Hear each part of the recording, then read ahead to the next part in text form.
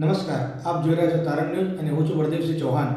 આવો જોઈએ આજના સમાચાર. ચાણસ્માના પિંપળ ખાતે ઉડાન ચેરિટેબલ ટ્રસ્ટ દ્વારા અબોલા આશ્રય ડોગ શેલ્ટરનો શુભારંભ. અષાઢી બીજના પવિત્ર અવસરે ચાણસ્મા તાલુકાના પિંપળ ગામે ઉડાન ચેરિટેબલ ટ્રસ્ટ દ્વારા અબોલા આશ્રય ડોગ શેલ્ટરનો કળશ મૂકી શુભ પ્રારંભ કરવામાં આવ્યો. રખડતા, બીમાર અને ઈજાગ્રસ્ત શ્વાનને સારવાર, આશ્રય અને હુંભર્યો સંભાળ મળી રહે તે હેતુથી આ સેવા શરૂ કરવામાં આવી છે. ટ્રસ્ટના સંચાલકોના જણાવ્યા મુજબ પરિવારના સભ્ય સમાન ડોગ ફેનીના અવસાન બાદ અબોલા જીવોની સેવા કરવાનો સંકલ્પ લેવામાં આવ્યો હતો. સ્વર્ગસ્થ જેઠાલાલ હીરાલાલ પટેલના સહયોગ અને પરિવાર, દાતાશ્રીઓ તેમજ સેવાભાવી મિત્રોના સહકારથી પોતાની જગ્યાએ આ ડોગ શેલ્ટરની સ્થાપના કરવામાં આવી છે. સંસ્થામાં કેન્સર, લકવા સહિત ગંભીર બીમારીઓથી પીડાતા રખડતા શ્વાનને 24 કલાક મેડિકલ કેર, સારવાર અને જરૂરિયાત મુજબ આજીવન આશ્રયની સુવિધા ઉપલબ્ધ કરવામાં આવશે.